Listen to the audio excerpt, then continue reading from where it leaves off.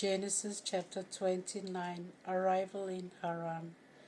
Jacob set out and came to the land of the people of the east. There he saw a well in the field, and lying beside the well were 3 flocks of sheep. For it was at this well that the flocks were watered, and a large stone covered the mouth of the well. Then when all the flocks gathered there, the shepherds rolled away the stone from the opening of the well, watered their flocks, and replaced the stone in its place.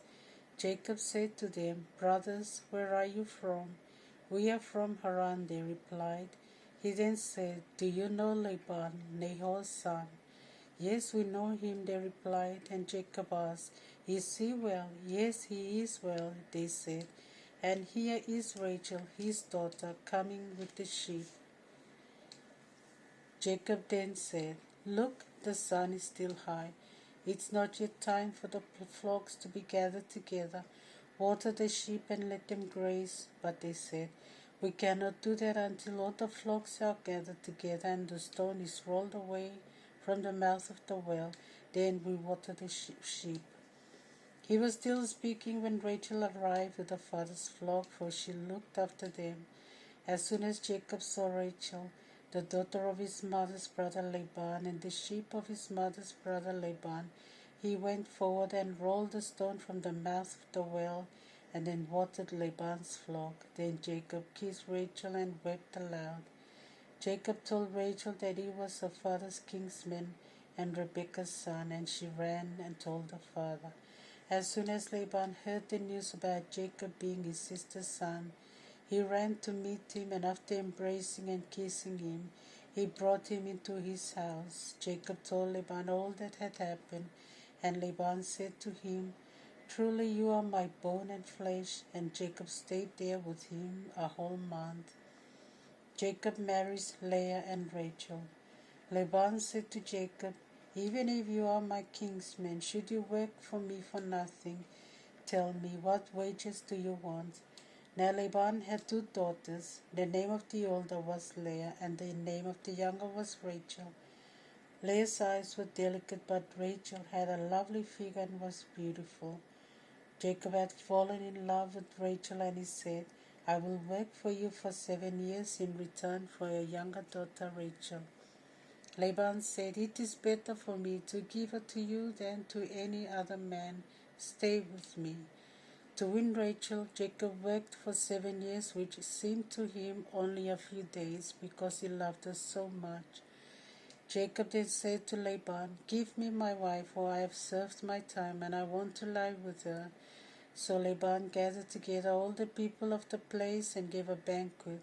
But when night came, he took his daughter Leah and gave her to Jacob, and he lay with her. Laban gave his slave girl Zilpah to Leah to be her maidservant. When morning came, Jacob was amazed. It was Leah, and Jacob said to Laban, "What have you done to me? Have I not worked for you for Rachel? Why have you deceived me?" Laban said, "It is not our custom to give the younger daughter before the firstborn. As soon as the marriage week is over, I will give you my younger daughter as well, but you must work for me for another 7 years." Jacob agreed to this, and when he completed the week with Leah, Laban gave him his daughter Rachel to be his wife. Laban gave Rachel his slave girl Bilhah to be a maidservant. So Jacob slaved with Rachel as well, and he loved Rachel more than Leah, and he continued working for Laban for another 7 years. Jacob's children. As the Lord saw that Leah was not loved, he let her have children, but Rachel was barren. Leah gave birth to a child and named him Reuben, for she said, "Because the Lord has seen my affliction, my husband is sure to love me now." She gave birth to another son and said, "The Lord saw that I was slighted and has given me this son as well," and she called him Simeon. Again she gave birth to a son and said, "This time my husband will be united to me, because I have borne him 3 sons." So he was called Levi. She again gave birth to a son and said, This time I will praise the Lord. So she named him Judah. After that, she stopped bearing children. Genesis chapter 30. When Rachel saw that she bore Jacob no children, she became jealous of her sister, and she said to Jacob, "Give me children, or I shall die." Jacob became very angry and said to her, "Am I in the place of God? It is he who has deprived you of children." She then said, "Here is my maidservant Bilhah. Sleep with her so that she may give birth on my knees, so the child will be mine." And she gave Bilhah, her maidservant, as wife to Jacob, and Jacob slept with her. She became pregnant and bore him a son. Rachel then said, "God has done me justice. He has heard my prayer and given me a son." That is why she named him Dan. Bilhah, Rachel's maidservant, bore a second son to Jacob, and Rachel said, "I have had a mighty struggle with my sister, and I have won." And so she named her son Naphtali. When Leah saw that she had stopped bearing children, she took a maidservant Zilpah and gave her to Jacob as a wife. Zilpah gave birth to a son for Jacob. Leah said, "How fortunate," and named him Gad. Leah's maidservant bore a second son to Jacob. Leah said, "How happy I am! Women will call me happy." So she named him Asher. At the time of the wheat harvest, Reuben went out to the fields and found some mandrakes which he brought to his mother Leah. Rachel said to Leah, "Please give me some of your son's mandrakes." But Leah replied, "Is it not enough for you to have taken my husband? Now you want to take my son's mandrakes as well." Rachel then said, "He will sleep with you tonight in return for your son's mandrakes." In the evening, when Jacob came in from the fields, Leah went to meet him and said, "You will sleep with me tonight, for I have hired you with my son's mandrakes." So he slept with her that night. The Lord heard Leah, and she became pregnant and bore Jacob a fifth son. Leah said, "God has given me my reward because I gave my maidservant to my husband." She named the child Issachar. Leah bore another son to Jacob. Then she said, "God has offered me a beautiful gift. This time my husband will honor me, for I have given him 6 children." She named the child Zebulun. She later gave birth to a daughter and called her Dinah. Then the Lord kept Rachel in mind and let her have a child. She became pregnant and gave birth to a son. "The Lord has taken away my disgrace," she said, and she called the child Joseph, saying, "May the Lord give me another son." Jacob's flock increases. After Rachel had given birth to Joseph, Jacob said to Laban, "Let me go so that I may return to my homeland. Give me my wives and my children for whom I have served you, and let me go, for you know how well I have served you." Laban said, "If I have won your friendship, listen to me. I have learned through divination that the Lord has blessed me because of you." He then added, "Say what you want for wages, and I will pay you." Jacob said, "You know how well I have served you, and how your cattle have prospered with me. For you had little when I came, but since I have been with you, there has been a considerable increase, and the Lord has blessed you wherever I have been. But now, when I am about to do something for my own household," Laban asked, "what shall I give you?" Jacob replied, "You will give me nothing, but if you do for me what I ask, I will continue to pasture and look after your flock. Today I shall go through your flock, removing from it every black lamb and the spotted and speckled among the goats. These shall be my wages. My honesty answer for me later, when you come to look into my wages. Any goat among my herd that is not spotted or speckled, any lamb found among the sheep in my possession that is not black, will be counted as stolen." Laban said, "Agreed.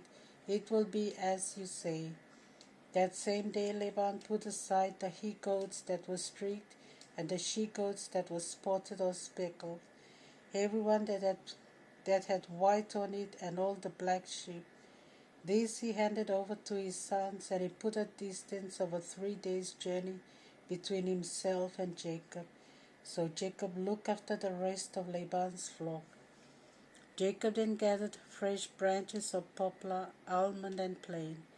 He peeled white streaks in them, letting the white of the stems be seen. Then he placed the branches he had peeled in front of the channels of the watering troughs, where the flocks came to drink and where they could be clearly seen by the animals. And as they mated there in front of the branches when they came to drink, the animals produced streaked, spotted, and speckled young. He put the sheep apart, but made the rest of the flock face the streaked and dark-colored animals that belonged to Laban. In this way he built up droves of his own and did not add them to Laban's flock. Wherever the strong of the ewes were breeding, Jacob put the branches in the channels in front of the eyes of the ewes, so that they would mate there among the branches. But for the feebler ewes, he did not put them there, so that the feebler were for Laban and the more robust for Jacob. In this way he became extremely rich with a great number of sheep, maid servants and maid servants, and camels and donkeys. Psalm chapter 15. Lord, who shall dwell in your tent? O Lord, who shall dwell in your tent and reside on your holy mount? Whoever walks the straight path and does what is right, who speaks the truth from his heart and does not slander with his tongue, who does no wrong to his friends, nor casts a slur on his neighbor, who looks down on evildoers but esteems those who fear the Lord, who stands by a pledge at any cost, who does not lend money at interest, nor takes a bribe against the innocent, such a one will never be shaken. Matthew chapter 10, verse 21 to 42. Brother will hand over brother to death, and a father his child. Children will turn against parents and have them put to death. Everyone will hate you because of me, but whoever stands firm to the end will be saved. When they persecute you in one town, flee to another. I assure you, you will not have gone through all the towns of Israel before the Son of Man comes. A disciple is not above his teacher, or a slave above his master. A disciple should be glad to become like his teacher, and the slave like his master. If the head of the family has been called Beelzebub, how much more the members of the family? So do not be afraid of them. There is nothing covered that will not be uncovered, and nothing hidden that will not be made known. What I am telling you in the dark, you must speak in the light. When what you hear in private, proclaim from the housetops. Do not be afraid of those who kill the body, but cannot kill the soul. Rather be afraid of the one who can destroy both body and soul in hell. Are not 2 sparrows sold for a copper coin? Yet not one of them falls to the ground without your Father's consent. As for you, every hair of your head has been counted. So do not be afraid. You are worth much more than a flock of sparrows. Whoever acknowledges me before others, I will acknowledge before my Father in heaven. Whoever disowns me before others, I will disown before my Father in heaven. Do not think that I have come to bring peace on earth. I have not come to bring peace, but a sword. For I have come to set a man against his father, and a daughter against a mother, and a daughter-in-law against a mother-in-law. Your enemies will be the members of your own family. Whoever loves father or mother more than me is not worthy of me, and whoever loves son or daughter more than me is not worthy of me. And whoever does not take up his cross and come after me is not worthy of me. He who cares only for his own life will lose it. He who loses his life for my sake will find it. Whoever welcomes you welcomes me, and whoever welcomes me welcomes the one who sent me. Whoever welcomes a prophet as a prophet will receive the reward of a prophet.